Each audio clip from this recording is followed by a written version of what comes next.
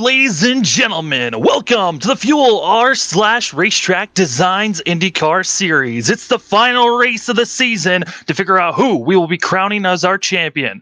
Riley Thompson with a huge gap lead points-wise over Jason Brophy, but Brophy still has a slim margin. With getting the pole here today, it gives him a chance to possibly win this championship here tonight, but he needs Riley Thompson to finish in last place. But, tonight is going to be crazy. My name is Sam Dyer. With me is Anthony McCurry. And Anthony, we saw the last 2 weeks, Riley Thompson winning the last two races, doing everything that he's needed to win this championship. But you now got Jason Brophy. This is now his track and where he's been basically the wheelhouse at oval tracks. Yeah, Jason Brophy has had the best luck at these oval tracks. He's had the best skill, I should say, at these oval tracks. He's proven hand over fist his ability on these tracks. But unfortunately, the way the schedule fell is that there was a lot of road courses at the end of the season where we saw a lot of ovals favored in the beginning of the season. So to get to this point now, Brophy is still, like you said, within a shot, but like you said, a long ways back from our leader, Riley Thompson. Thompson, basically, all he had to do was start this race, finish anywhere except last place, with Jason Brophy not winning the race, and he wins the champion. And Jason Brophy is just an uphill battle all race long, as you mentioned. But yeah, favored to win tonight goes to Jason Brophy, but Riley Thompson's definitely got the advantage for the points.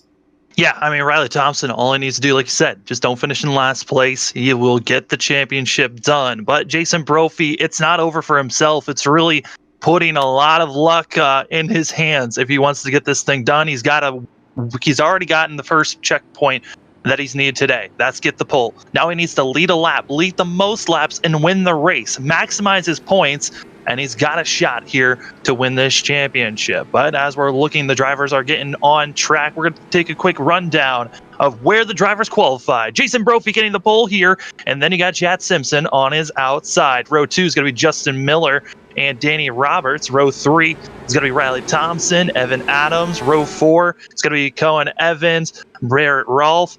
And then you go back to 9th and 10th place where you got Kai Bommersbach and Will Roberts. The rest of the field is going to go through our sequence here as we got 19 drivers for this race. It's possible for Brophy to get the championship done. Anthony, I mean, based off of that, I mean, everyone else now is just racing for a win.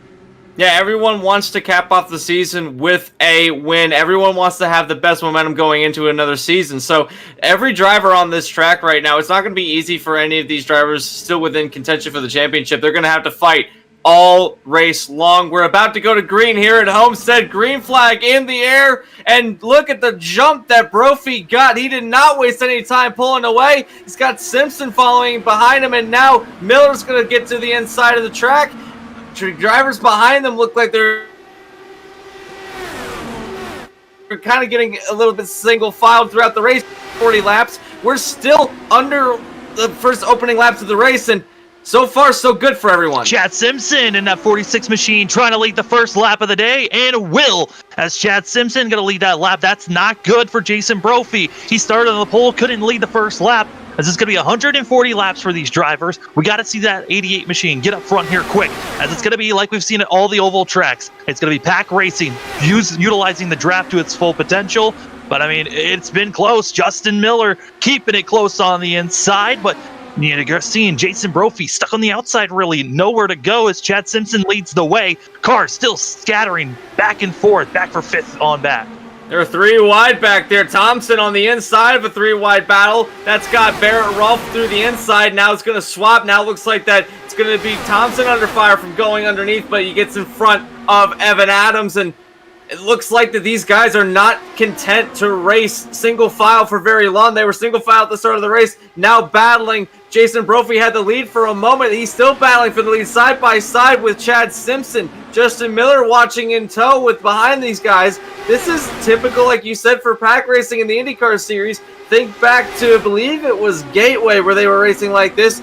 We had a lot of netcode in that race, but so far so clean for these drivers. I think that they've all kind of learned from what happened at Gateway that it's okay to race close together, but don't get too close because you don't want to take somebody out unintentionally. And so far, Simpson with the lead, pulling away Jason Brophy is stuck in a big battle right now. He does not need this right now if he wants the chance at the championship. Jason Brophy did lead a lap, so that's already 2 out of the 4, of the markers that this 88 machine needs to hit. But Riley Thompson right now stuck in the middle of 3 wide action again, as Kai Bommersbach as well as Cohen Evans going to be around this driver. Also got Sarah Tessum close by. You got Byron Daly going to be trying to make some moves as the back half getting very dicey, but Riley Thompson is okay with being back here as long as he stays out of trouble. Yeah, that's all he's got to do. He's got to keep his nose clean for the entire race, and at the moment, he's doing a pretty good job of it. He's being very methodical with who he lets by, and does he go for a pass attempt, because he doesn't have that pressure. He doesn't need to get to the lead of the race, so a bit of a calm drive for this 56 machine here tonight. Not really needing anything specific, just finish the race. That's all you got to do, and right now, doing the best of it is up in front of him, Tessum, continuing to go 3 wide with drivers. Tessum went 3 wide underneath Evan Adams, now trying to catch up to Cohen Evans. Tessum, we've talked about all season, has really put together some strong runs, just can't seem to close them out at the end of the race. Tonight might be the night. She's going the right direction in 9th place right now, trying to catch up with Evans and Gonzalez as they battle side by side in front. This battle around the racetrack right now, everyone's got enough space. This track's very wide, so we shouldn't see too many things happen, but still close racing as Chad Simpson continues to lead this race. Anthony, we got some big news coming in. We thought we were going to have 19 drivers, giving a very slim chance to Jason Brophy here. It turns out that 19th driver did not load in. That was Curtis Yancey, who did not load in. So we've only got 18 drivers, which is going to lock up the championship. I believe here is it's going to be, I believe Riley Thompson's going to get this thing done. If Brophy even maximizes his points, Brophy would win by 1 point. That is a very tall task, and it's not locked up yet as far as it made official. It's still a shot, but like you said, very, very difficult. I believe that it is over. I mean, Riley Thompson would win by 1 point. Oh, you said Riley Thompson wins. Okay, yeah, Riley Thompson would finish even if he finished back in 18th place and Brophy got maximum amount of points, it would still be a victory for Riley Thompson, which it was a very strong battle that we were setting up for here. As right now, Brophy really having some cars behind him, almost going 3 wide there for a second. That was Miller, Roberts, and also Rolf, all almost making contact for a second. Eric Gonzalez out of turn 4 got a little bit loose, almost lost his car, and actually got caught in the middle 3 wide between Byron Daly and Sarah Tessum. Byron Daly, he came into the season late, but he has made some very strong strides. He's already got, I think, really 2 wins right now, and he is cruising up towards the front. He's all the way up to 7th. He's now chasing down Danny Roberts, trying to go to the inside, going to do so. There's someone on the extreme high line. That's Will Roberts, who got out of shape. Not sure what happened to that car, but so far, Daly has made up a lot of ground now. Eric Gonzalez says, I'll take that position back, as Gonzalez has a shot. And it looks like it's going to be the Roberts going to be 5th and 6th place. Danny and Will Roberts in front of Daly and Gonzalez here. Daly has been really every single week we've been at an oval. As they're going to go 3 wide, Gonzalez on the inside. Gonzalez not content to run behind these 2. He's going to try and get around him. He's got a fast car. He's been making strides as well as Daly. So these 2 have been really trying to get towards the front of the race. Still very early on. Think that they can do it, though. They've got a lot of time left. Yeah, a lot of time to be looking at here as these drivers are looking for a possible, looks like it might be a 2-stopper for these drivers. The fuel run looking between 45 to 50 laps, and tires going to be pretty similar on the range. So expecting these drivers to make 2 pit stops. This is a 140-lap race. Anthony, with 2 stops, it's going to make things pretty interesting for these drivers. It's going to bring a lot of strategy in when you come down. What's the fuel window? What can you do to maximize your exit out of pit road? What can you do to make sure that when you get back on track that you're in the best position you possibly can be in? And with it being this long of a race, being a 2-stop race, when will we see a driver short pit, if they can short pit? what alludes back to what is the fuel window. We simply really don't know. At least I don't know. Maybe you do. But will tires go out quicker? This track is pretty banked considering. Oh my goodness. Saw that. Roberts, I don't know how you thought you were clear there, but you couldn't even fit a paper between those, how close those drivers were, as Sarah Tessum got probably one of the scariest moments all season long. That bright red car flashing by your windscreen is not something you want to see, especially when it's that close. Roberts with a gutsy move down into turn 1. Give credit to Roberts. He thought he could get the pass done, and he did it. Give credit to Tessum, knowing that Roberts was probably going to do it. May have backed off a little bit to give him some room, so we still stayed green. But, you know, those 2 pit stops are going to be one of the crucial events that's going to happen in this race. And, you know, tires might fall off quicker. This track is pretty banked compared to some of the other tracks that we've had. I think the only other track that we've gone to with banking this high might have been Texas. I think Texas was a little bit more banked than this is. But so we're going to get that. We're going to use that as a benchmark. So tires might not be that big of an issue tonight. Yeah, tires are most likely not going to be an issue at all. It's side-by-side action for the lead. Barrett Rolfe going to be trying to lead a lap and will do that. Just coming across the line ahead of Chad Simpson there. But Barrett Rolfe, Chad Simpson side-by-side. Will Roberts still trying to make that third lane, get some rubber up there, and trying to make a move. As you also have Jason Brophy trying to follow suit. As Barrett Rolfe going to be charging to the lead, and with that real deep run into turn number 3, might give him the lead, but here comes the crossover by Chad Simpson possibly. Simpson with a really good run out of 4 is going to go down the front straightaway alongside. Going to get the job done into turn 1 now. Will Rolfe have a counterattack coming out of 2? We've seen where a driver passes, immediately gets into the draft, and catches right back up, and we're seeing that exactly with Rolfe at the moment. Not quite close enough to make the pass done, so he's going to hang back and see what he can do later on. Back behind them, we got Jason Brophy and Will Roberts in a battle right now as they're side-by-side at the moment. As they're still side-by-side, Will Roberts going to be trying that inside group, but he's going to shoot right up in front of the 88. And I don't think that was the bacon he was looking for, as they both are still side-by-side. They're trading positions each and every lap in different turns. It seems like we're seeing the same drivers cross the line at the end of the lap, but it took a long way to get there. They've got a lot of drivers coming up behind them. They've got Tessum right there. Oh, Will Roberts trying to get a little bit more draft off of him, but Tessum is right there, and she's got Danny Roberts coming in right behind her. So these top 6, I think, back to third, from third back to 6th place, put a blanket over them. They are racing very close. These drivers, they know it's the last race. They want to go out with a bang, and I think Will Roberts might have got a little piece of the wall, or he had to back off for it, as now he's lost 2 positions, about to lose the 3rd one to Danny Roberts. And now Sarah Tessum going to be on the inside, trying to make a pass here for 3rd place, and will get it done, as we'll see if Jason Brophy's going to try to do a crossover move down the straightaway. Not looking like he's close enough just yet, but man, some very good moves so far. But Will Roberts, I believe he might have scrubbed the wall. I mean, he's just getting closer and closer to the outside wall, and it's getting a little nerve-wracking at times for this 27 machine, as we're starting to see our front 2 pulling out to over a half a second gap to 3rd place. But, I mean, our front 2 still right on top of one another. Yeah, they haven't left each other's distance at all. They're trying to size each other up, see what part of the racetrack each other is best at. I think right now Simpson's got better corner entry, but is struggling on exit. Barrett Rolfe able to close the gap ever so slightly. I've been noticing something with a few of these drivers as the run goes on, especially it's really prominent with Will Roberts. He's been arcing out to the outside of the track a lot more. It seems like the car's got a lot of understeer at the moment. Maybe that's a result of him messing with the wing. Maybe that's a result of the tires starting to fall off. But I've also noticed the 88 of Jason Brophy had a similar problem a couple laps ago, where they get up into the rough stuff and it just goes up the racetrack and they have to scrub off so much speed in order to make the turn. Do you think that's a side effect of messing with the setup, trying to get it to where you are fast down the straights and then put some more downforce in the turns? Or do you think these cars might be falling off depending on the setup you've got running?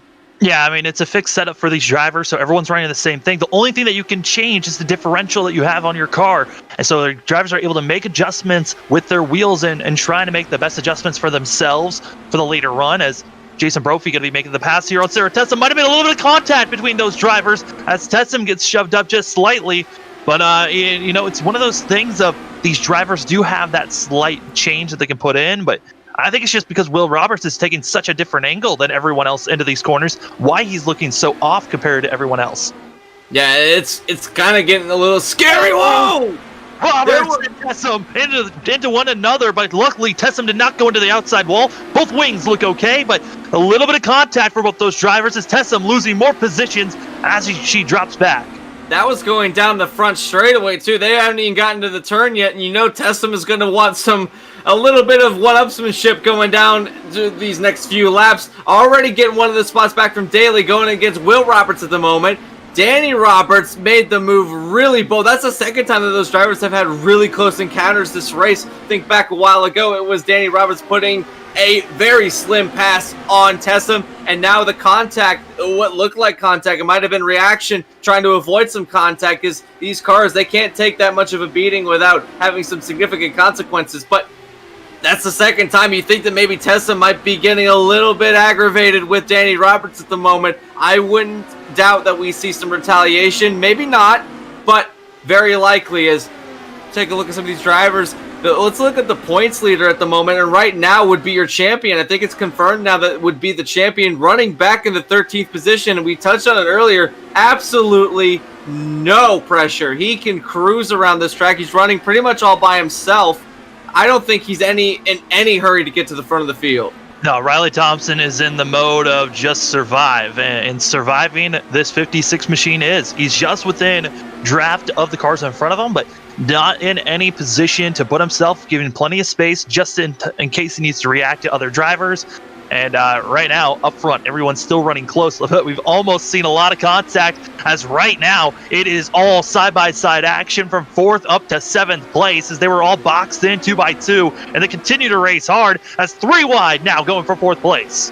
Daly, Roberts, and Roberts go 3 wide. The two of them almost made contact, but Danny went underneath of Will, and now down the front straightaway, they're still side by side. I think Will Roberts is trying to get the speed down the straightaways by arcing it high and then coming in from the high side, trying to keep the momentum through the turns. But on the inside line, it seems that you're able to hold similar advantages. This is not a progressive bank track, at least not this version of the racetrack it is, so there's no real advantage going up there. But you see how far Will sails it in. 4 wide going on turn 4. That could have ended horrifically, but Byron Daly got out of it cleanly. Give the 4th position to Daly. As they're still stacked up. I cannot believe it. It's the final race. Why not put on a show for us as they went 4 wide there? And just to touch on the fact that you were talking about possible retaliation, I think if we were in stock cars, possibly a little bit of rubbing action between these drivers. But it's Indy cars. It's open wheel racing. You really can't retaliate with these cars. It's more a verbal retaliation that maybe could be given out to one another of, hey, cool your jets. Maybe let's be a little bit more safer here. Make sure we don't ruin each other's races here early in the final race this season of the 2020 B season for the Fuel R/RaceTrackDesigns for the IndyCar series. It's been a blast for us on the Flatout Racing Network to broadcast season 1 of the 2020 A season, and then here for season 2 for us to be watching. It's been an amazing show, and right now they just put on probably one of the craziest moves again. I mean, they just keep on topping some of the best action so far this race, as we still have 104, about to be 103 laps to go. Yeah, we got a long way to go, so you can expect if we saw this early on in the race, we're going to see a lot more of it later on when it really matters. I think Tessa might have gotten a piece of the wall coming out of turn 4, but now underneath of Danny Roberts. I came into this season late. I was about halfway through this season, so my knowledge of this series, it might not be as extensive as some of the other broadcasters that have been here, but I have been thoroughly pleased with the amount of racing we've seen. And you know what thing that struck me about that 4 wide situation that we saw earlier is that they made it through without any contact. There was plenty of room. You could have stuck them 5 wide and they might have been okay with it. So this track and these drivers' skills, they have proven race after race that they have got the skill to put on a show, keep it clean, and get the best possible racing you can out of these machines, which are extremely fast by comparison to some of the other series that we see run on this channel. And the ability of these drivers is hand over fist, some of the best that I've seen come out of IndyCar. And I expect that if this series lives on, that this is going to be the norm for seasons, if not other seasons to come.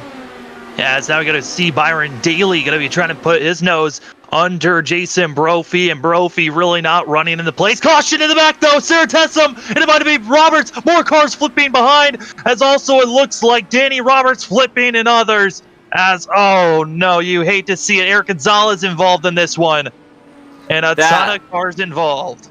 That was kind of what I thought might have happened. I didn't want to jinx it, but Tessum and Danny Roberts get together again.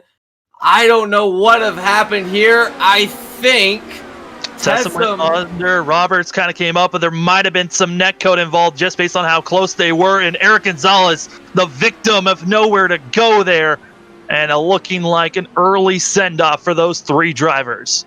They were doing so well. They had such fast cars running in the top 10 all night long thus far, and wild ride for all of them. And yeah, I think you're absolutely right. I don't think they ever made contact. The way that Roberts' car spun is very much a symptom of netcode, and just hard in the wall. Both those cars destroyed. Tessum's car going end over end.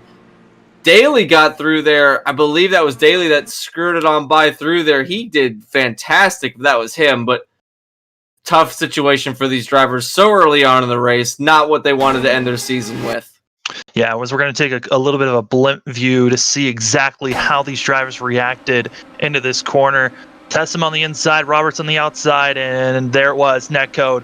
They had about a foot off one another, and you kind of brought up Gateway, and the fact that the drivers were trying to run so close there, that looked very similar to the netcode we were seeing at Gateway for most of that race, where drivers were running so close, so fast to one another.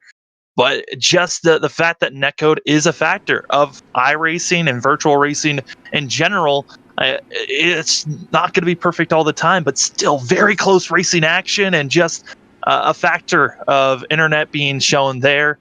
As that's part of just e-racing in general for these drivers. Is our first caution of the day. It comes 42 laps in.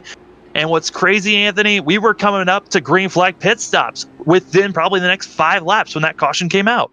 Yeah, and that saved a lot of drivers from having to make green flag stops. I saw some of them during practice that they didn't look extremely comfortable getting onto pit road. I think that they have to take the access road that starts on the back straightaway. And I saw a number of drivers that would lock up going onto pit road, coming off the access onto the transition to the actual pit lane. So some signs of relief from these drivers, others maybe not so much, as they had some big leads, namely Rolf and Simpson, who had kind of checked out from about 3rd place on back. They had quite a big gap. Now that's going to be erased, and they've got somebody who's not exactly one to just kind of back off and watch how it happens. That's Byron Daly that's following right behind them. He's been extremely well on these last few races, doing fantastic here tonight, running in the 3rd place position.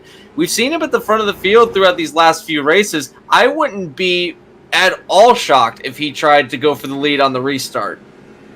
Yeah, I mean, there's a lot of different ways you could be trying to make a pass here at the start of this restart, as everyone did come into the pits. As we were looking at replays, that's when the drivers came in. Bear Rolf, Chad Simpson just started to pull away, but Daly looks quick.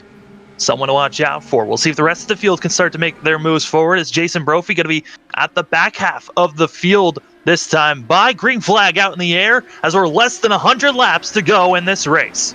And Rolf and Simpson got a really good jump off the start. Kind of left Daly napping a little bit. He's going to have to try and catch up. And then back, you got some battles going on. You got Will Roberts and Cohen Evans. I don't know where that came from, but now they're running up here very close to the top 5. Now in the top 5, Cohen Evans, and now Justin Miller is battling on the inside line. And check that out. Kai Bommerschbach now shows his presence within the top Daly 7. to the lead, 3 wide for the lead action. Daly to the bottom, but here comes Chad Simpson possibly with a run down the back stretch. I didn't even see that. That's incredible. Daly made up quite a bit of ground because he was really far back on the restart, and within a lap, he's closed the gap up. Now a 3-way battle for the lead. Daly gets in front. Now that's actually kind of bringing in the top, the 4th on back, as they're catching up to these drivers, and they continue to battle side by side. Bear Rolf to the outside. That just shows how powerful the toe is. I mean, Chad Simpson and Barrett Rolfe got a huge run, but like you said, with the spacing that there was, it gave enough room for that 60 machine to get a slingshot and propel itself into a chance for a 3-wide pass and made it stick. But the cars to watch out for on this back half of the field. Riley Thompson in 9th place. You also got Jason Brophy back in 14th. We'll see if the 88 machine can make a push forward. But at the moment, it just looks like it's 3 wide for 2nd place now, as Will Roberts on the inside going to be making a pass. Will Roberts is the first time that he's been up inside the top 3, trying to go for 2nd place now over Chad Simpson. Now we've got back here, it's got Cohen Evans coming up to join this battle, which will be for the lead. Now we've got about a 7-car battle for the lead right now, and Daly is kind of a sitting duck. We've mentioned that draft is important in this race. We've seen drivers not really been able to get away for very long, and now Will Roberts on the inside trying to make the slingshot happen on the inside, but now Barrett Rolfe is saying, no, I want a shot at this too. You're not getting away from me. Really sticking it into the positions that I don't know if they really should be. We saw Netcode bring in our first caution, and we could be seeing Netcode once again here as they are very close to one another, and it's kind of giving me flashbacks of Gateway. Will they get too close, and will contact be made? I hope not, because this is some fantastic racing. 3 wide for the lead, but this is, to your point, this is bringing out some Gateway vibes, and Gateway was a bit of a different story because that track was so small that it was almost impossible to make any passes, but Daly has used the track to his advantage, inside line all the way from the outside to the lead. Daly again. If anything, this is getting flashbacks about how Auto Club went. 3 wide for the lead as Daly still on the inside. Will Roberts got a great push through the center and the start of that corner. Who's going to get the run out? Because Cohen Evans, he's lingering, he's waiting. He might try to push it 4 wide like we've already seen. There was some contact behind them between Simpson and Alacio. Alacio out of nowhere is now in this mix for the lead of the race, but there was some contact going down the front straightaway that almost ended in a disaster. Now Alacio's throwing himself into the top 5, trying to battle Rolfe for the 4th place position. Daly back to the lead, battling Will Roberts still, and now with the slingshot comes Rolfe. And we haven't talked about Alacio really all season long. He's been one of those drivers that gets caught up in a wreck in the first 20 laps or so. He's got a chance now within the top 5. Can be making some moves as 3 wide once again for the lead as Will Roberts really pushing it through the middle. And check out who else has shown himself in the top 5, almost the top 5. Our points leader and champion right now on aggregate is Riley Thompson to the inside of Alacio. He wants the win and the championship tonight. Ending the season on a bang would be the highest honor that he could get. You know he wants it, but he's in a hornet's nest right now during this race. And goodness gracious, this is intense. I don't know how much longer they can hold on to it. I'm getting a little bit nervous. I think this is about the time that these drivers might need to try and relax a little bit, but if you're Will Roberts, you don't want to do that. To the lead goes Will Roberts yet again. You can't relax. If you got the momentum, you got to throw it in there and try to make a move somewhere. If you back off at all, the car behind you is going to run you over. So you have to keep moving forward. You have to keep on pushing as hard as you can. It's Barrett Rolfe on the inside. Daly gets pushed back to 3rd place. But Alacio, Cohen Evans, they're still side by side as our top 3 have been just swapping back and forth on where they're going to be placed. The question is, who behind our top 3 will decide to make a move forward? You talk about Riley Thompson. We got Munoz back in 7th place. And also Jason Brophy, who started back in about 14th place. He's now been starting to make a charge as he's up to 8th place now. You know that Jason Brophy, even though that it's almost mathematically impossible, it is mathematically impossible now to win the championship, you know he wants to win the race, and on a statement saying, yeah, I was right there, I could have done it. And if you can end the season like that, then that's going to push you into the next season to do just as well, if not better. And now he's got Thompson in his sights. A statement win tonight would be nice for Brophy, trying to get up there. But Barrett Rolfe now in the lead of the race. These drivers, I don't know how the tires are going to hold up to all this passing and battling right now, because even though that the tires are going to be a little bit better off at this track given how much banking there is, and they're not really turning the wheel that much going through these turns comparatively to other tracks such as Gateway. We keep using Gateway as an example, but these drivers battling side by side, putting their cars around these other cars, trying to make passes, trying to avoid collisions, it's putting some strain on the tires. You can't be battling like this and expect to save tires. So whose tires will fall off? Who's holding back, waiting for something to happen so they can capitalize on it?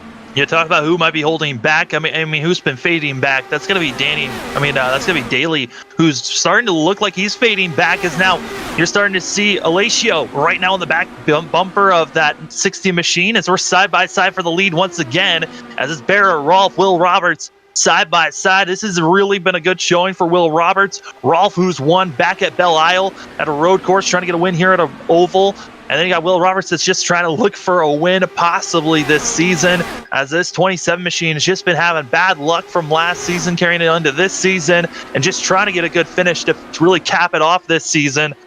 As really side by side again, as here comes Christian Alacio, going to be making the pass here on the 60 machine, moving himself up to third place, as also 3 wide action back for 5th. Yeah, 3 wide right now between 5th place. Well, it was 3 wide. Now they settled it out to single file. It was between Brophy, Thompson, and Munoz. Munoz now trying to catch up to these 2 in front. Brophy made that pass, and he made it pretty cleanly, and now he's trying to get up to Daly. So that's something interesting that I've noticed, is that you get a run, and then the person you pass kind of falls back for a couple of laps. Then they slingshot back up. It's a rubber banding effect that these drivers are having when they go 2 and 3 wide. And it's interesting to see the new players that show up where you originally didn't have them, and now getting back up to each other yet again as Riley Thompson is catching up again. So the rubber banding effect for these drivers is really fun to watch, and it's got to be a little bit nervous for the drivers out there. They don't want to have this happen, but for us as commentators and for viewers, this is one heck of a show. Officially, there have been 2 cars that have DNF'd from this race. Danny Roberts, Eric Gonzalez are done for the day. Sarah Tessum has her machine inside trying to get repairs done, and Curtis Yancey did not even start this race. So a total of 15 cars still on track on the lead lap with a chance to win this, as they're all still in line and still have the draft. Really is almost 3 wide action here for third place, as Daly's going to be making that pass, as you got Christian Alacio, Cohen Evans side by side for a second there. As our battle for the lead continues to be side by side again. Will Roberts, Bear Rolf, they just cannot get away from this rest of this field because they keep on going side by side here. And even if you do get single filed out, we saw that they were able to make it work earlier in the race, but even if you do get single filed out, it's only a matter of time before you get caught up again, because this track is very draft based for these drivers, being that it is a fixed setup. You're not really able to really get away from the rest of the field without them catching up a couple of laps later, or even you can even extend that to about 10 or 15 laps if you're in single file line and just running perfect laps over and over again. So the battling certainly doesn't help, but these drivers, they know that if they can get single filed up, like you're seeing right now, Barrett Rolf is getting away from Will Roberts at the moment, but if Will gets into the draft, you're seeing it now. The suck up to these cars going down the straightaways is tremendous. You gain so much speed by being in the slipstream of the car in front. It's almost like having push to pass, but these drivers having this aero package and this track combo, it's going to produce some close racing throughout the entire night, and I don't think it's going to get any easier for these drivers to really get away. As Daly now, we saw he got back to almost 5 or 6 car lengths, now right back up to these drivers. Yeah, and these drivers still all in line, trying to figure out if they're going to pass, try to utilize the draft. Will Roberts once again on the inside, going to be trying to make a move here. But Jason Brophy now up to 5th place, pushing Christian Alacio back to 6th. And this 88 machine slowly making that charge forward as Riley Thompson is back in 9th. Kind of in cruise control. Daly is there, though. Our top 3 that were going 3 wide there for a second. They're getting close. And also Cohen Evans might be thinking about poking his nose in there. And Anthony, I'm trying to calculate the math here for these drivers. It's going to be very close if we stay green all the way to the end when they come in for the pits, if they're going to have enough fuel to make it to the end. That is a great question, because we didn't really see how far they could go on fuel, because they had the caution come out right before the fuel window was going to be open. We could safely add maybe 5 laps to when they came down pit road as a potential fuel window if it was under green. Maybe even 10 laps if some drivers were able to really save some fuel. So it was about lap 40 when the yellow flag came out. Add 5 to that, about lap 45. So It's gonna be really close. I don't know if they can do it. Certainly not if it is only 40 to 50 laps. They'd have to come down pit road again just because there'd be about 65 laps left in the race. So maybe some of these drivers hanging back. Like, I've noticed that Kite Bommersbach has fallen quite a ways back, now running in 10th place. He was 11th. He's made up a position since the last time I looked, but he might be trying to save some fuel, knowing that it might come down to a fuel race. Now, if we get another yellow any time between that's going to alleviate the pressure from these drivers having to save fuel. But if you don't, then I don't know if they can do it at one more stop. I think it's going to have to be a two-stopper. I mean, one stop from here is what these drivers are looking at in the next about 20 laps or so. But if you're leading the pack and you don't let anyone else pass you, you don't utilize staying in the draft, there might be a chance that you might have to come in, do a splash and go, which is going to be very costly for these drivers. So if you're running really in 4th place where you're not trying to make any passes, but just staying in the path of the other drivers and waiting and saving fuel, I mean, you're setting yourself up for a great chance to really push for it, as it looks like now that 09 machine out of nowhere moving himself up to 4th place. And Munoz like a rocket out of nowhere, up now, trying to get 3rd place underneath Barrett Rolfe. Munoz has had some good runs this season. Again, not one of those drivers that we typically see up at the front of the field that often. He's now got a whale of a run going right now, trying to cap the season off with a good finish. He's got the pace. He's had pace to finish well, but it just seems like luck does not go his way. But now, running 3rd place, Daly gone for the lead. That battle for the lead has not gone away from the start of the race to now, except we've had different faces at the lead. Daly, the latest to try and take the lead away on lap 74.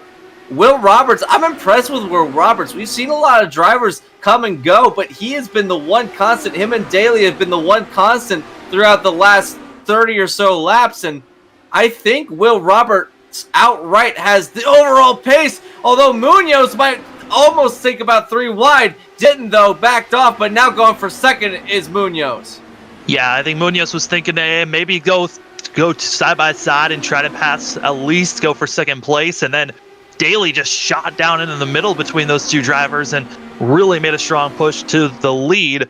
But Munoz has been doing that methodical, just pass one driver at a time, and then you'll find yourself up front, up to 2nd place now for this 09 machine that we haven't seen up in the top 3 all season long. Has had the pace for a top 5 finish, but this is a lot of drivers that we haven't talked about all season long having strong moments. I mean, we had Christian Alacio up here in the top 5 for a moment. We had Sarah Tessum up in our top 5 for a second there, and others that are now making moves. We're about to see the 09 and Munoz possibly making a charge for the lead here, coming to 64 laps to go.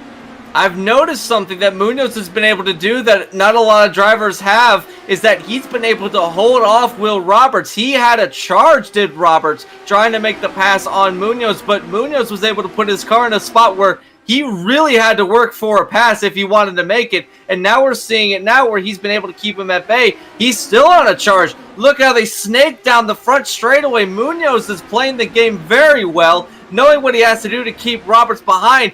Get him off balance. They've been used to running these laps kind of in a rotation, knowing where they're going to hit their marks, but Munoz is making it difficult for Roberts to really size up where he needs to make his run or where to even take his run. And now Munoz trying to go for the lead right on the back end of Daly. They're 3 wide behind between Brophy, Rolfe, and Evans, but to the lead, Rodrigo Munoz to the lead.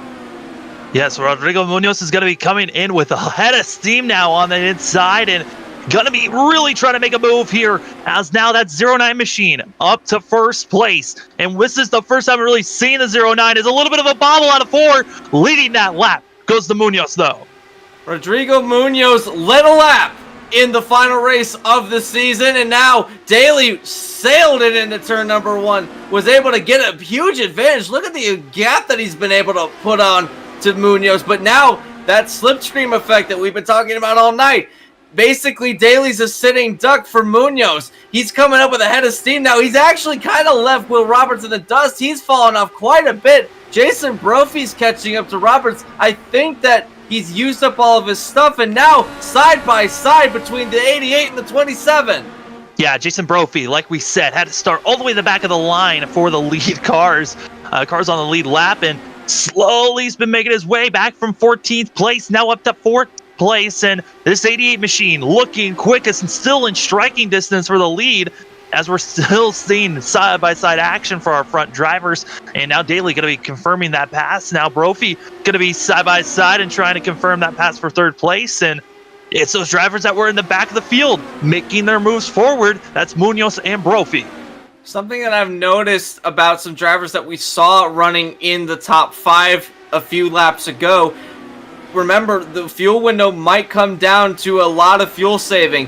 We noticed that drivers such as Bommersbach had fallen quite a ways back. A couple other drivers that we've seen up in the top 5 recently have done so as well. Christian Alacio has fallen back to 10th place. Riley Thompson has fallen back to 11th place, doing some major fuel saving.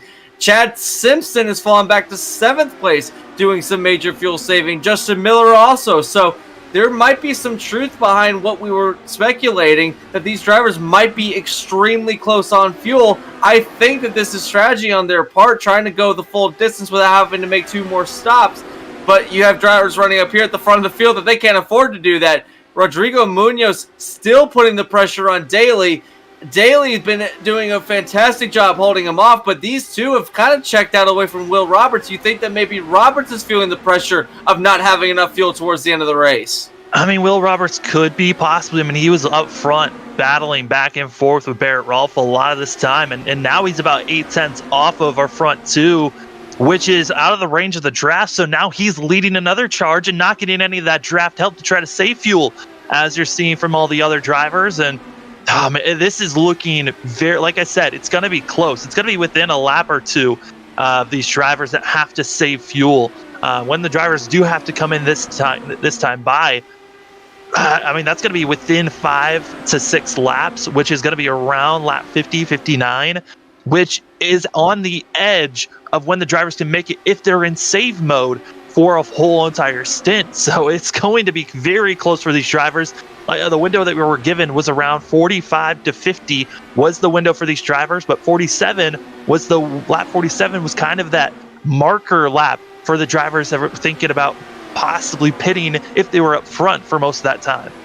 We're coming down. We're getting close to 50 laps to go in this race. We're on lap 87 of 140. So if they can get past lap 90 and even beyond that, I think they'd be safe to go for one more stop. I think that's doable. Some of these drivers that are running back there might have been a little bit a little close on that number. Maybe trying to get some fuel that they can use to burn off on the later run. You don't want to have to go into fuel saving mode on a last lap charge because you didn't have enough at the beginning of the stint. So some of these drivers might be trying to save some of the fuel and have more of it to burn off later on.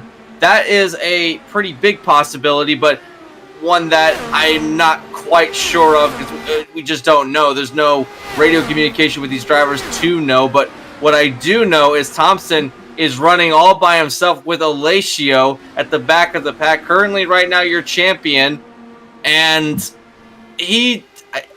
I'm still speculating if he's in fuel save mode or if he just wants to avoid anything that's happening up there. He saw what happened between Tessum and Roberts earlier in the race. I don't think he's too thrilled to try and be up there right now. Even though that he can't lose the championship right now, he still wants to finish the race. Will Roberts into the pits. And that is bad news for some of these drivers. He was one of the drivers that was up front leading the charge. So now I'm looking at Barrett Rolfe, seeing if he saved enough to go another 2 laps or so. But Will Roberts only was able to go for a total of 49 laps before having to come to the pits. And he was leading the way, so I think some of these drivers can make it to the end, but I don't know if Will's going to be able to. He's got to go into real saving mode and hope that he's behind someone to try to save fuel and go for almost 50 to 51 laps, which is going to be a stretch for sure, as we're watching Barrett Rolfe going to be lingering around Chad Simpson and also Jason Brophy. I mean, Chad Simpson, we saw him drop off. He was one of the first cars that dropped from our front 5 all the way back to around 10th place. Now he's making a charge as here comes Barrett Rolfe into the pits. Byron Daly was also now on pit road as well. Munoz has stayed out on track. But man, that's the case that I was wondering is for Will Roberts. he's going to have to be in fuel-saving mode at the end of the race if he wants to go the full distance, because he came down with exactly 51 laps to go. So that's going to be a tall order for him. Some of these drivers have been able to stay out longer, maybe trying to make it work. Alacio, I think, is on pit road, so that's someone that I didn't expect to be on pit road. Bommersbach also on pit road. Here comes Jason Brophy to pit road, and I think Munoz is also on pit road.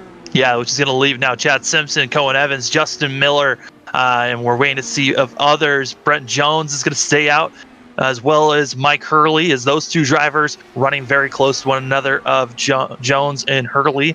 Other drivers that we're looking, I believe that's it. Our top 5 at the moment still need to pit. The rest of the field, they're questioning, can they make it to the end? I think everyone else can make it to the end. First car that's going to be out of this group, that's the real question. As Chad Simpson continues to push on into the pits now, it's going to be Cohen Evans, leaving us 4 drivers still out there. And really with the drivers that are still out there, this is their best move. They're waiting to see if a caution comes out, because if it does, then we're going to be seeing a lot of cars 1 lap down, but possibly could be taking a wave around.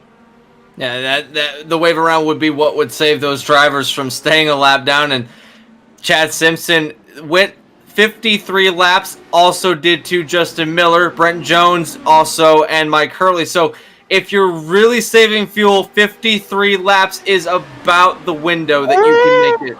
Munoz and Will Roberts making slight contact into turn number 1, both able to continue going straight. But this is the group that's battling what potentially could be for the lead. It's going to be Bear Rolfe leading this charge. Will Roberts, Munoz, and Daly all within a cluster of one another. I don't think Chad Simpson's going to get back on track in enough time to keep this lead. He is on track. Got to get back up to speed. Here come the aggregate leaders that are going to fly by Chad Simpson. But Simpson is going to come out pretty close to them. So that was a great move on Simpson's part. He has no worries of going the rest of the way on fuel. He can battle as hard as he wants to with no consequence. Compare that to Will Roberts, who is now on a 5-lap stint already. So he's got 5 laps less fuel than Chad Simpson. That's the difference. Will might have to go into fuel-saving mode later in the race when he really needs to battle for the lead. So I guess just send it and hope for the best is what his strategy is going to be. Munoz to the inside. Almost got the lead. He's going to make up 2 positions in 2 corners. Yes, he will. At the line, though, it's going to be Barrett Rolfe. It was a hard-fought battle, but still a lot of racing to go. Looking at the math, though, with Chad Simpson staying out there for about 53 laps on his stint of tires and fuel, we could take about a lap and a half, saving that fuel based off pace laps. But, I mean, really, that was showing that I think Will Roberts, he might be good. He might be having to save fuel, yes, but he should be able to make it to the end, and the rest of the drivers can as well. As here comes Chad Simpson, Jason Brophy. Brophy no longer is in the back of the field. He's within striking distance as they're 3 wide now for 3rd place. Look at this cluster of cars. 1st through 6th, snaking down the backstretch they go. This is the battle for the win of the final race of the season. Everything's on the line for these drivers. They need the bragging rights going into next season. You want to be the one that won the last race of the season, and right now, Barrett Rolfe is doing a great job of holding up the lead. Jason Brophy trying to catch up to Munoz at the moment.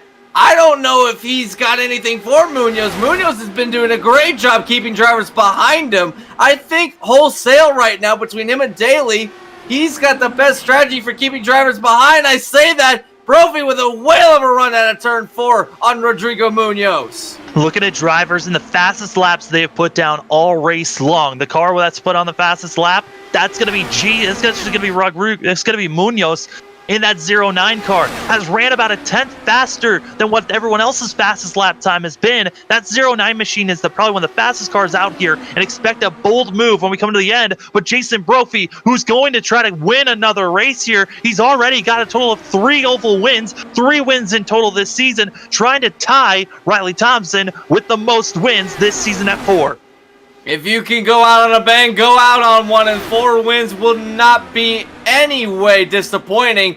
Maybe wanted the championship, wanted a better shot at the championship, but still a dominating performance this season put on by both Jason Brophy and Riley Thompson, and to have them be so close at the end of the season was nothing short of spectacular on Jason Brophy's part, because he's been outspoken about not being very good at the road courses as compared to Riley Thompson. But he was able to hold his own on a lot of those road courses. Now, Belle Isle was a different story. It was kind of a little bit of a weird race for a lot of those drivers, as we had that lap 1 incident. But ever since then, he's taken it to a lot of these road courses. Think at Watkins Glen. He had a couple issues, but he still finished pretty well. Now leading the race in this race, Barrett Rolfe says, no thank you, I want the lead back, as he goes to the inside through turn 3. We're coming to 36 laps to go. Everyone should be good to make it to the end here. And really, Anthony, it's been a wild season so far. Yeah, really didn't know how this thing was going to go. Barrett Rolfe hitting it with a bang, winning our first race of the season at Twin Ring. He thought he was going to be trying to get redemption after the 2020 A season, last season for these IndyCar drivers. He came up short to Nicholas Johnston, and he's going to come up short again for the championship here with Riley Thompson. But another solid season and trying to get win number 4 for that 88 machine. But as you see up front, it's going to be Barrett Rolfe in that 33 machine trying to lead and hold off the rest of the field in that blue and black machine. How would it be for Barrett Rolfe to cap off the season with a win, trying to hold off Munoz? Barrett Rolfe, one of those drivers that has been up towards the front quite a bit, just, again, not been able to capitalize and get enough wins to really be a presence at the end of the season as far as points go, but still, he was still within contention last week. We had 4 drivers still within contention last week. That whittled down to 2 for this race, and now it's down to 1. So, Barrett Rolfe had a great showing. Trying to bookend the season with this victory, if he can indeed do so. He's actually got a bit of an advantage now. They're battling side by side for second place. Yeah, they were side by side, almost 3 wide there. As Chad Simpson, you talked about how he was the last car to pit. He doesn't need to worry about fuel. He can fully push and be leading this field if needed. As we're seeing that red, white, and blue machine just bobbing and weaving up and down, trying to make as many moves as possible, but cannot get by the yellow and black of Jason Brophy. And don't count out Cohen Evans either. They found their way back into the top 5, running in the 5th place position, making some moves, trying to see what they can do, trying to catch up to this pack within striking distance if anything were to go 2 and 3 wide in front. So keep an eye on the 17 car. Will Roberts has fallen back. I don't know if this is by design or not. Remember, he was the driver that we were concerned about making it the rest of the way, as he only was able to go 49 laps. So if he can save a little bit more fuel, I think he is going to be good to go to the end of the race, but he's got to do just a little bit of fuel saving if he wants to push for it. Byron Daly might be in a similar situation, as he came in a lap after Will Roberts did, so a little bit close for the 60 machine as well, trying to make sure that they have enough fuel to go to the end of the race as they continue to battle up at the front. Now, these drivers battling towards the front of the field, they're in a little bit better situation. Barrett Rolfe came in a lap after Daly. Jason Brophy came in a lap after Rolfe. Chad Simpson, we touched, came in the last driver out of this top group to come in pit road. Also, Rodrigo Munoz is good to go to the end of the race. So there's really a question mark for Will Roberts and Byron Daly, but I think Roberts might have said, okay, I've saved enough. I can now push, as he's just made a pass on Cohen Evans. Also, Jason Brophy going to make a pass here on Barrett Rolfe for the lead. Looking at drivers and all the laps that have been led, I don't believe Jason Brophy can go for the most laps led, as there's been a lot of switching up from Will Roberts and Barrett Rolfe, as well as Daly. They've led a lot of these first 100 laps or so, but almost bump drafting down the front stretch as Chad Simpson almost getting into the back gearbox of that 33 machine of Barrett Rolfe. Bump traffic in an IndyCar. What a sentence that is. And it's true. They're right on the gearbox of the drivers. In front is Chad Simpson. Barrett Rolfe was basically getting pushed down the front and the back stretch that last lap. Now coming on to lap 114. Only a handful to go. Look at the run Simpson's got. He's going to go 3 wide on the outside. Can't quite get the move done, so he's going to fall back. Now Munoz is trying to get back up to the front of the field. This battle for the lead has been this way all race long, hasn't gone away, and I am surprised that we've only been able to have 4 drivers at the end of this race. We had up to 7 at one point, now kind of whittled down to these 4, so these 4 have put themselves in the best, I think wholesale have been the best 4 drivers tonight. Munoz especially, he has been wicked fast. I would bet that he's going to finish within this top 5 at least with the way he's running. He might possibly go for a win, but you've got Daly and Cohen Evans lurking in the background as well. Yeah, I mean, we have 7. We still have 7 right now. Daly right on just at the tail end of this draft. If he needs to push, he can push and try to stay up front. As they're 3 wide for a second there for the lead, is Bear Rolf going to be dropping all the way back from the lead back to 3rd place. Jason Brophy to the point, Chad Simpson 2nd. But I mean, these drivers, our top 7 still within striking distance as we're coming now to 24 laps to go when they cross the line. I mean, things are just going to get more and more intense here, and I'm surprised as Munoz almost grazing the 33 there coming out of 4. But I mean, they're just going to continue to get more and more action, more and more intense as this is the final race of the season. These drivers are going to be putting on a show, and they are doing a great job. They went 4 wide earlier this race. We'll see if we go 3, 2 wide across the line coming to these final couple of laps.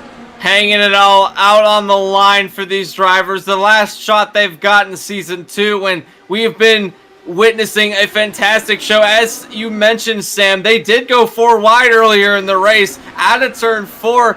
That was spectacular driving by all the drivers involved in that 4 wide situation.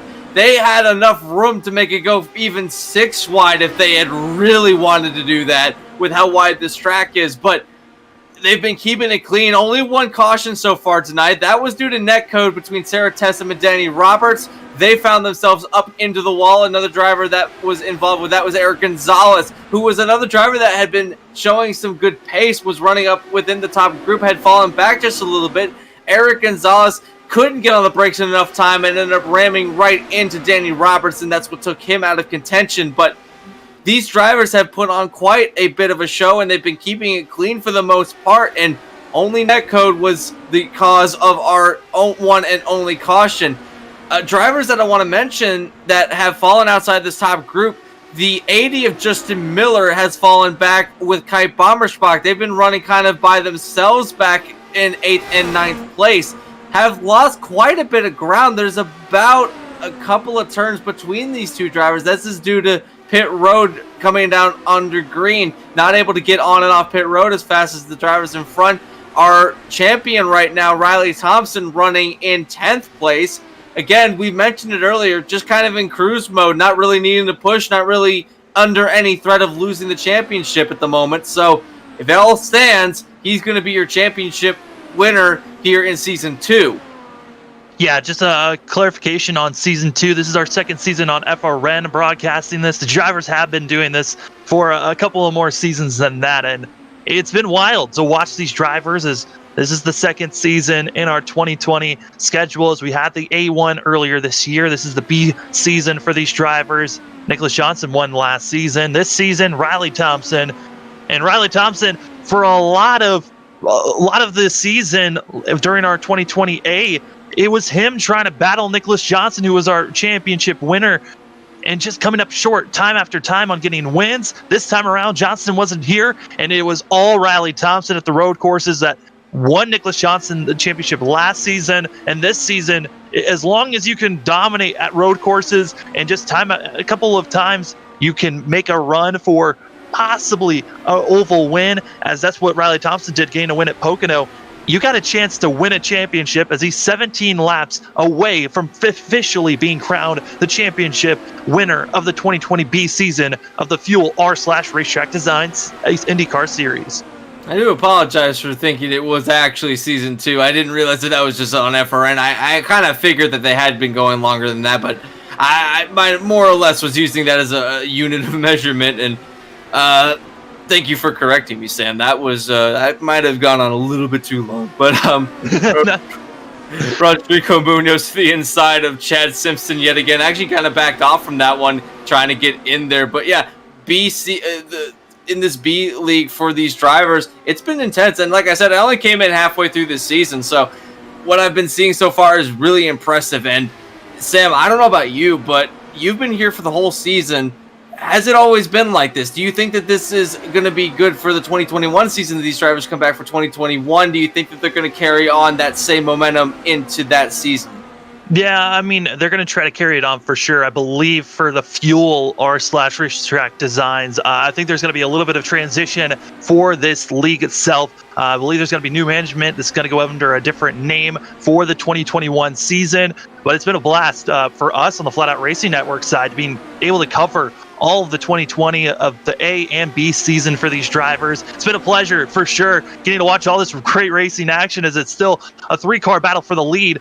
But I mean, like Anthony, you came in halfway through. It was intense at the start of the season. It's just been carrying throughout a whole entire season. It's been a blast on my end. I think this is a series that I'm always excited to cover, and it's been a blast all season long and all year long.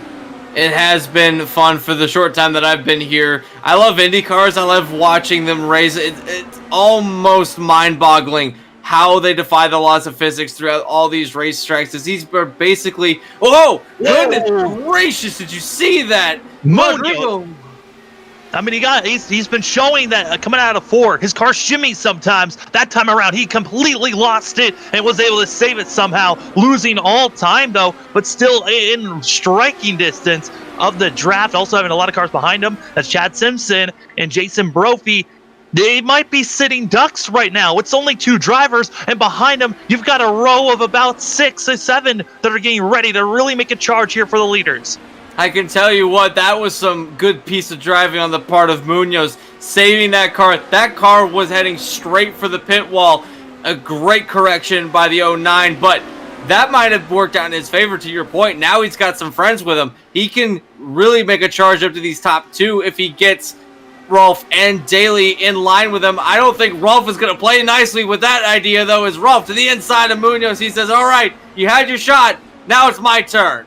Well, here's the thing with these IndyCars. A little bit of the wall. Munoz going around, and more cars collected. Cohen Evans flipping as it's going to be their second caution of the day with less than 10 laps to go. And I think that was another incident of netcode, as it was just the slightest bit of contact, and Munoz almost saved that car again, but just found himself hitting the wall before he was able to get it fully corrected. There was so much speed going through the turn, he couldn't hold on to it, but that car all smashed up. That's got to be heartbreaking for Munoz. He had one of the fastest, if not the fastest car on the racetrack, and what a shame to be taken out so late in the race. As a hard contact for Cohen Evans, had nowhere to go in that 17 machine, and an early wreck here, which is going to be leaving us, I believe, with a 5 to 4 lap shootout as we're coming to the end, as we're going to be on board here of the 17 car that just had nowhere to go as the contact made in front of him. I don't know if that was due to contact or if even netcode. I think, based on what we saw a lap earlier, I think he was in the process of losing that car, and he just happened to be close to another driver. He looked like he was trying to correct it and overcorrected it, and then got absolutely smashed by Cohen Evans. Nowhere for Evans to go, and that's unfortunate for Cohen Evans, too. Cohen Evans had another fast car tonight and just couldn't get a break coming out of turn 4. Couldn't try to get on the brakes fast enough to avoid that, and man, again, something like this happens at an oval, there's just not enough reaction time for some of these drivers. Yeah, re-looking at it, that was a netcode hit between Munoz and there of Rolf. Oh, man, that was hard racing for sure. Drivers that are staying. Oh, a driver did stay out. Yeah, Christian Alacio. I don't think this is a smart move by this 81 machine, because he's going to be just absolutely ran over, but might as well try something different here. It's got to be a short run, but man, those fresh tires are really going to carry a lot more speed through the corners here, and we might see this 81 car just get ran over with how much faster everyone else is going to be. Also, the question mark of will Alacio spin his tires when he tries to get going.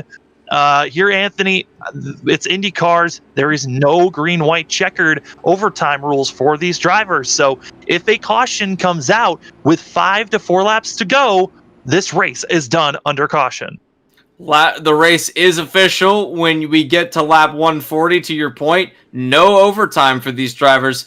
And that is going to be the deciding factor. It's if there's another incident that comes out immediately after this one, we may not be going back to green. So maybe this does work out for Alacio if a yellow comes out and he's still leading the race. But Right now, your top 5 rundown is Christian Alessio, the leader, Jason Brophy, Chad Simpson. That's the top 3. Byron Daly and Barrett Rolfe make up the top 5.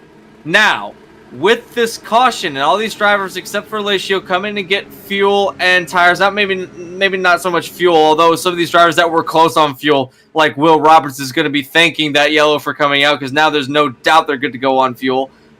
What this does is kind of stacks up the field. We saw the way they were racing earlier on when the field was stacked. Now there's going to be 6 laps to go. You have got one shot at this. If a yellow comes out anytime after lap 136, the race is official. So this is for everything in the season. This is for the final race of the season here in Homestead in front of all these fans. Sam, this is going to be intense 6 laps. Christian Alessio gonna be trying to lead the way here. Green flag back in the air. Is this 81 machine gonna be trying to carry as much speed as possible? If a caution comes out this lap, we'll find ourselves with a 1-lap shootout. But if we get to the next lap, there's a chance the next caution will end it. As Alessio trying his best, but those tires just aren't good enough. 4 wide for the lead.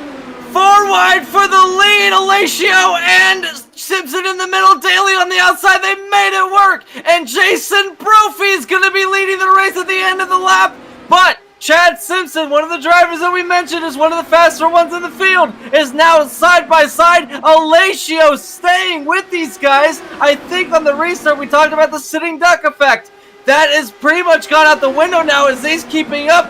But no, goodness, that was close between Rolfe and Alessio. Going around, Alessio involved, setting the wall. We stay green as Christian Alessio goes in the wall. More cars going around as the caution comes out. That's going to be Justin Miller and others being caught up in that one. And I think that if everything stands, Jason Brophy's going to win this race. With a late caution that just came out, I believe, with it being 4 laps to go, this race might end under caution here, as we'll wait and see. But, man, these drivers are trying to race to the pace car and trying to get this race gain underway again. But this is it. 3 laps to go, and they haven't got to the pace car. This race is going to be done under caution. And, Anthony, what a wild way for this thing to go down. A 4-wide pass by Alessio, Simpson, Brophy, and I believe that was Daly that went 4 wide. They were able to make that one work. And then Alessio, just getting a little bit out of shape, goes up into Daly and causes what is to be our final caution of the night, our 3rd and final caution of the night. That was some intense racing. They almost made that one work, but there was a lot of drivers coming up with a full head of steam, not really being able to take it anywhere. But yeah, I mean, the actual thing that brought out the caution wasn't even the fact that Daly was completely 45 degrees sideways. It was when Justin Miller got some contact made. But, I mean, that was netcode once again that caused Daly to spin out. And that's something we've seen all season long. But, man, for it to end like that, a wild 4 wide multiple times during this race. 3 wide was the reason for this little contact here. And you'll see Daly nowhere to go. He saved it, which was incredible. And then contact, there was Justin Miller that brought out that issue. And I believe other cars that were involved. I mean, that was a wild end to this race. Miller having nowhere to go in this machine. And, oh, man. And Anthony, wild. Yeah, that was intense. We knew that it was going to be intense at the end of this race. It's the last race of the season. You have no chance of being tamed throughout the race. You have to go for it. Jason Brophy was the beneficiary of that. He got out in front of that before it happened.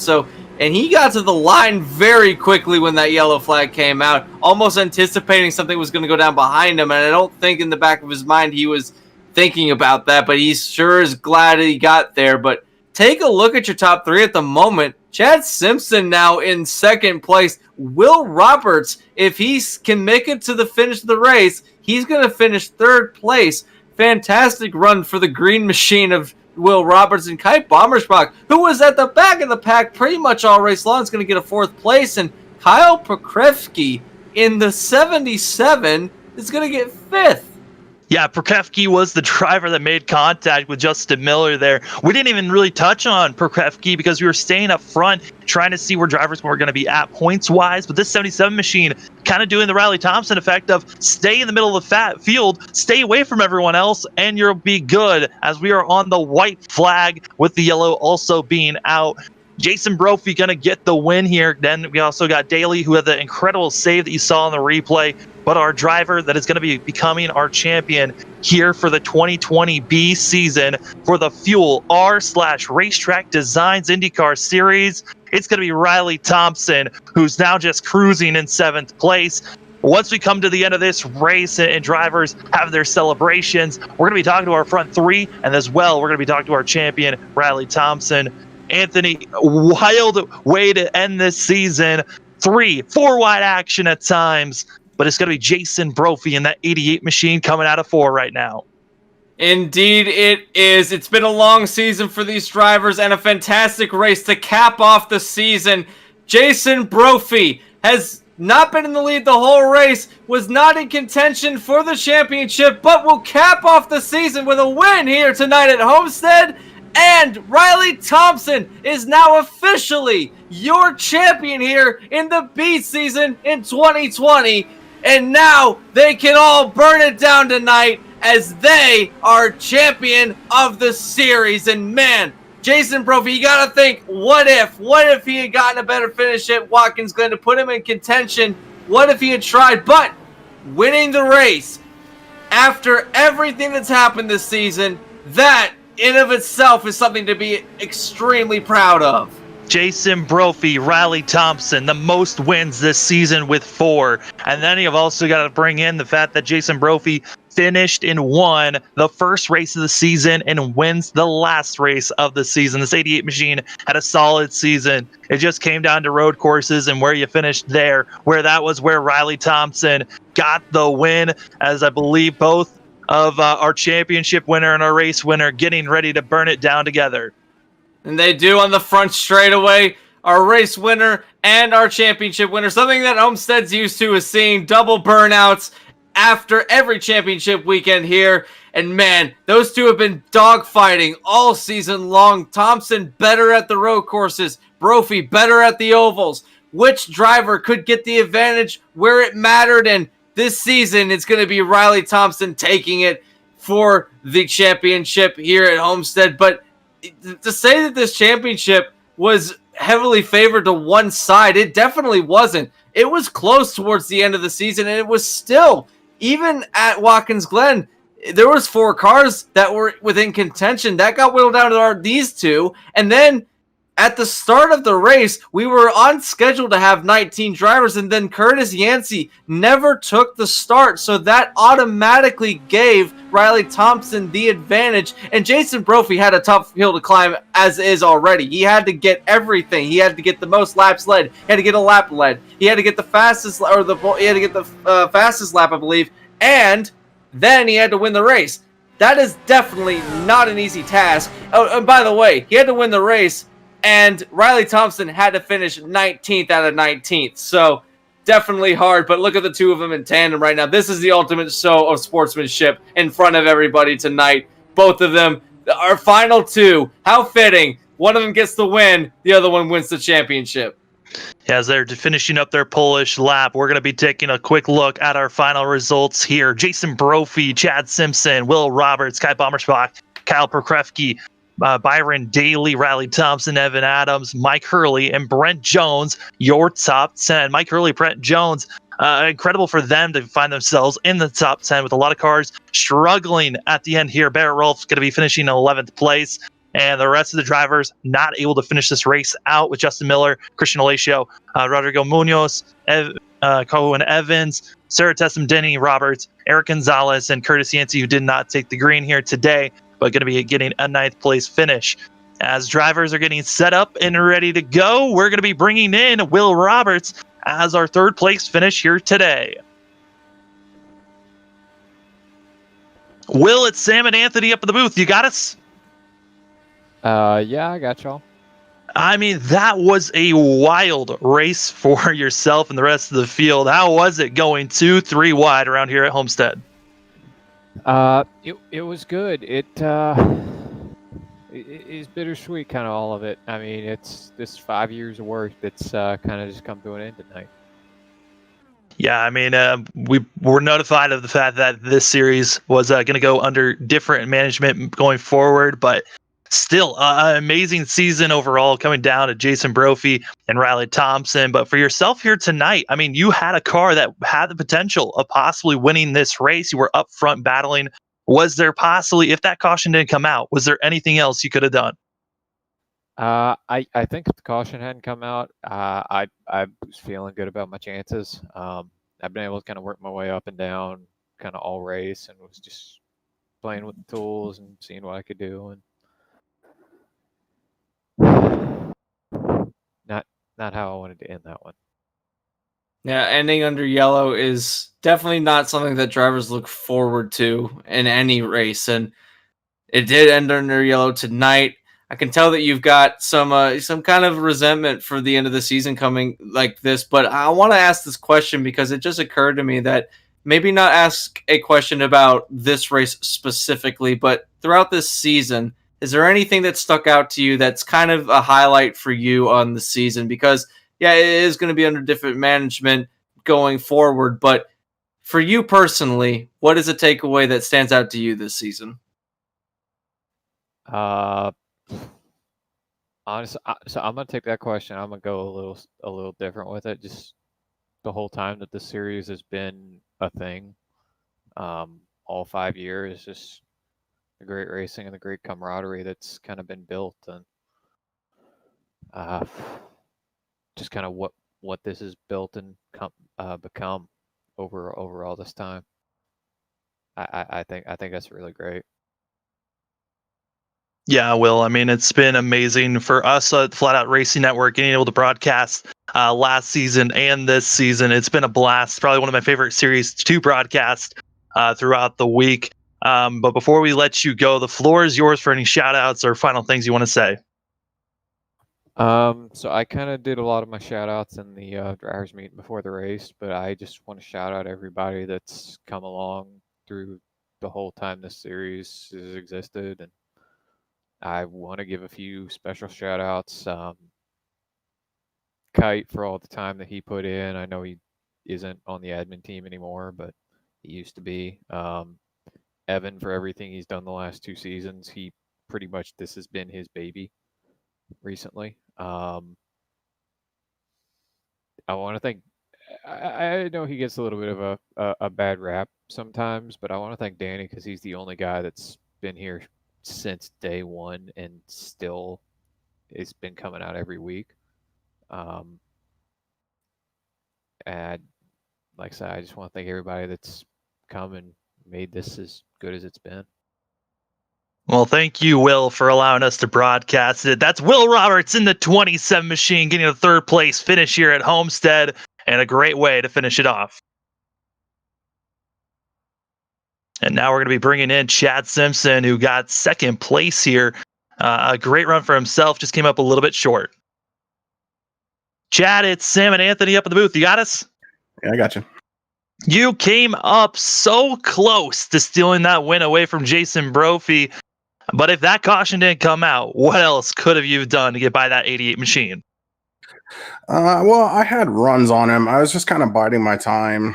The spots where I was catching him were somewhat dangerous, and I didn't really want to throw it in there all willy-nilly and take us both out. So I was hoping to have a little bit more time and maybe get a move on him later on. Yeah, I mean, it was close racing from top to bottom throughout the whole entire field. Was there any real nervousness of when you were running so close to someone of netcode affecting you and the other drivers around you? It's always an issue in this car, especially Gateway. If you remember, that was awful. So you just kind of got to give a little bit of extra room and hope that the iRacing gods will give you no contact. Yeah, there was a lot of close battling on the racetrack, and you were, I believe, were involved in a number of 3-wide action and sometimes even 4-wide we saw throughout this race. But this track and car combo has been a heck of a show tonight.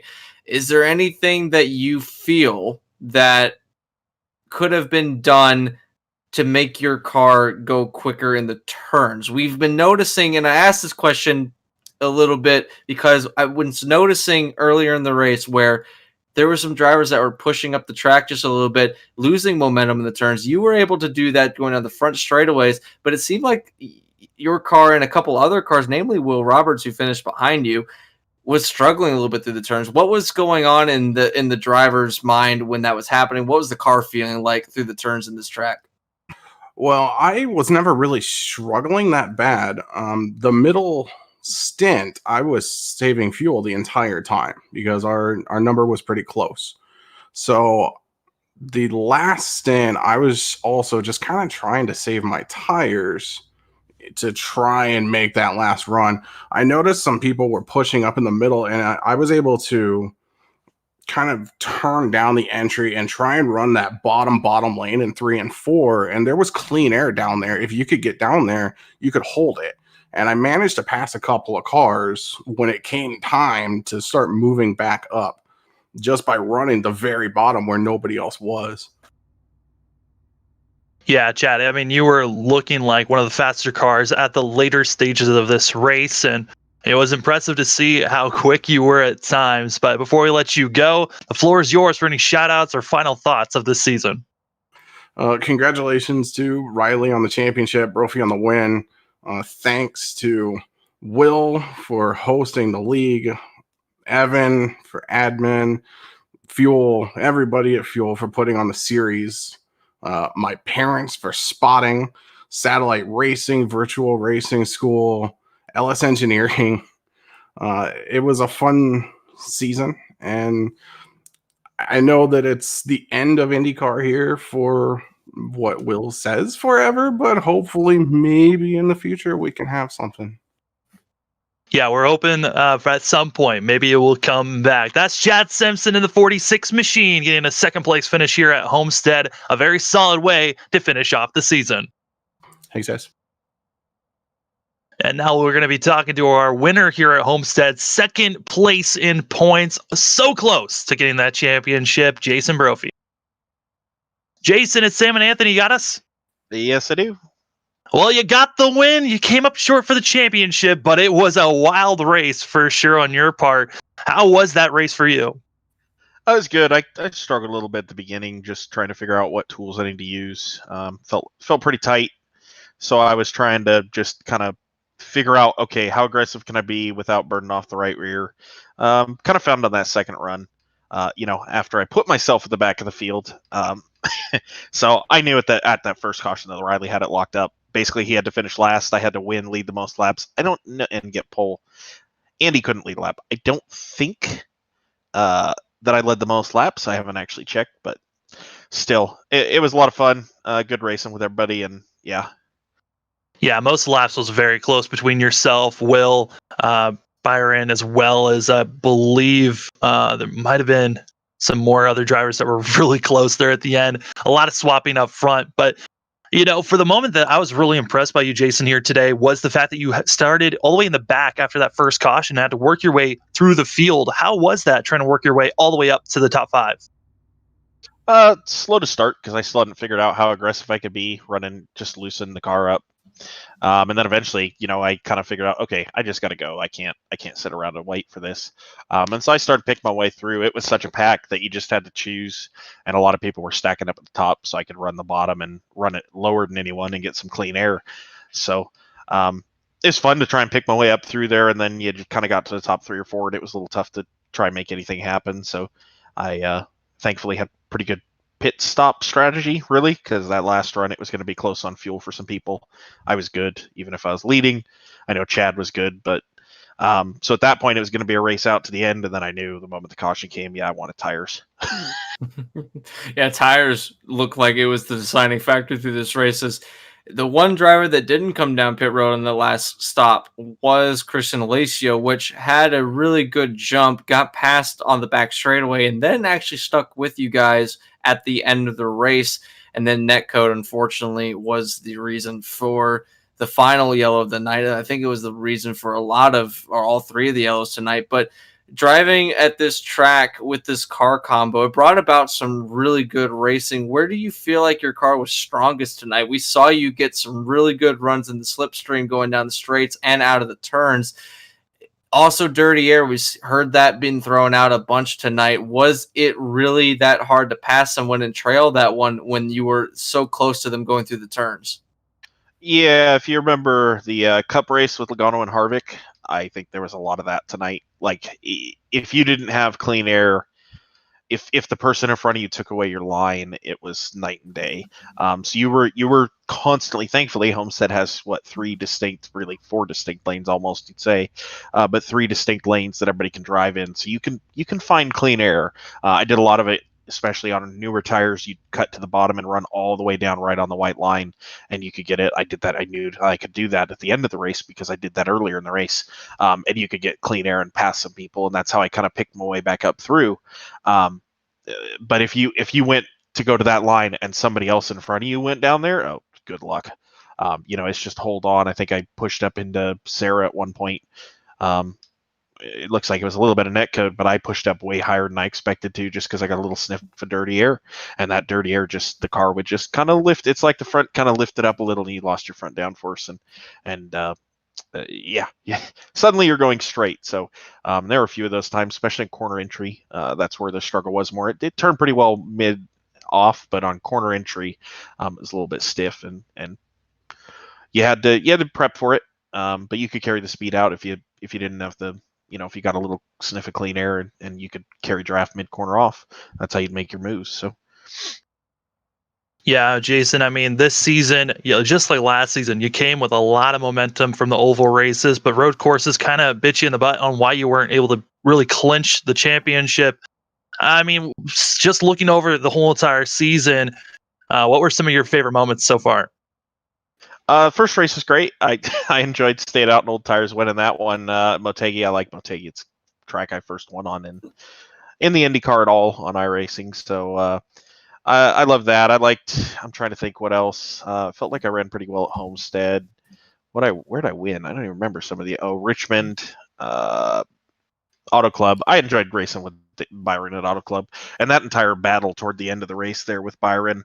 I think that was probably the most fun I've had. I know it ended with a late caution, and it seems like I really enjoy these late caution restarts. 3 of my wins involved a late caution and a restart. So I really enjoyed those. A battle with Riley last week, trying to lead a lap, because that could have made a difference. That 1 point could have made all the difference this week if I led a lap 2 weeks ago. I guess it was Daytona. Just a lot of fun racing with these guys. It was a blast. So, and it's been a blast to watch you also, Jason. And as we're coming closer to the end, as this is the end for us broadcasting here for the Fuel R/RaceTrackDesigns, just want to give you your final time to give your shout outs and final thoughts here for this season. I want to thank Will, Evan, Kite, from the sounds of it, everybody involved in this league. I know this is the end for it, but proud to be the last winner in it. It was a lot of fun. I had a lot of fun with these guys, and I appreciate them taking the time out, put this on every week for us. So you guys for broadcasting, I appreciate it. Matt, Eric were my teammates for the last couple seasons this year. I ran as teammates with Riley when I didn't have my team talent guys here. Liam and Andrew both put in a couple appearances. So yeah, I think I'm probably forgetting people. But those are the people I can think of right now. So especially Will, thanks for putting it on. It's been a blast. I've loved driving it. So that's going to be Jason Brophy in the 88 machine, getting a first place here at Homestead for the final race of the season. Came up a little bit short, second place in points, but still a solid season for yourself. Have a great rest of your night there, Jason. Thank you. You too. And now we bring up the man that won the championship. We have now the Fuel R/Racetrack Designed 2020 B Championship winner here, Riley Thompson. How does that sound, hearing your name get that title? Pretty good. After all this time, I'm glad I can finally hear it without myself saying it. Riley, I mean, based off of last season, you were really hounding, looking quick at road courses, translating that to now this season, getting a lot of road course wins that propelled you with your chance to win this championship. Total of 4 wins. I mean, overall, what were some of your final thoughts of this season? I mean, the whole thing was pretty fun. It was nice to not mess up every road course when I had a chance to win and getting second by less than a tenth every time. But I mean, overall, it was really good racing with everyone. It was close. It was fair the whole time.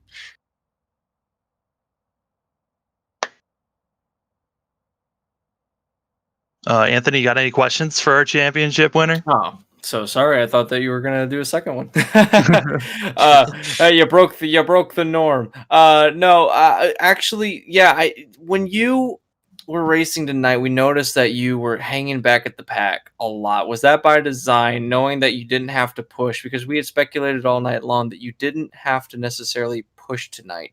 You could basically run cruise control because it was a really tough task for Jason Brophy to take the championship away from you. Given that, what was tonight's race more about? Was it about going out and pushing, or was it more or less leaning back? The whole time I wasn't trying to push it too much. After that first track, both because I was in the same voice as Brophy, both of us knew after that first track that I had it clinched. But after that, I didn't really bother pushing it too much, mainly because the set road didn't like that too much. But just overall, yeah, I wasn't trying to push it too hard against anyone at all. Yeah, I mean, Riley, it was a solid season for yourself. Like I said, 4 wins this season. And was there any moment that you were is your favorite moment of this season, just overall for yourself? I just think all the racing still, honestly. It's been really fun up front. I mean, last season was already really close, and I think this season about topped it, if anything. Well, Yeah, Riley, yeah. Oops, sorry. Yeah, had a really great run this season, and I want to say personally, congratulate you for the championship here in the B season or for 2020. Congratulations. Thanks, guys. Yeah, Riley, congratulations from us at FRN. I mean, it was a blast to watch you all season long. But before we let you go, the floor is yours for any shout outs and final thoughts. Of course, as always, gotta thank Simza, Craig Setup Shop, Linford, and Sode. And I liveries for making them look as good as they can on this amazing car. And just the whole league, Will, especially for putting Indy on since the ISTC days. Wish I could have run that more than like 1 or 2 races, but being able to come back and having a really good field and all that, and then also you guys broadcasting it till the very end. That's Riley Thompson getting a 7th place finish, but being your 2020 B championship winner here for the Fuel R/RaceTrackDesigns IndyCar Series. Congratulations, and have a great rest of your night there, Riley, celebrating this one. Finally. Thanks, guys. Anthony, as we're winding down, like we've heard, this is the end for the Fuel R/RaceTrackDesign series. For now, we aren't sure if it will come back, but it has been a blast for us to broadcast this for these last 2 seasons. I know you came in halfway through, but what were some of your favorite moments through this season that you got to broadcast? There's a lot of them that I could pick from. I think just off the top of my head tonight, the 4 wide racing was something special to see. Going to Silverstone was one of the highlights for me because we got to run these cars on the old layout, which really reminisced some of the old style Formula One cars that used to run back in the 90s, the late 90s. Not so much the early 2000s; they had gotten pretty quick by then, but the late 90s.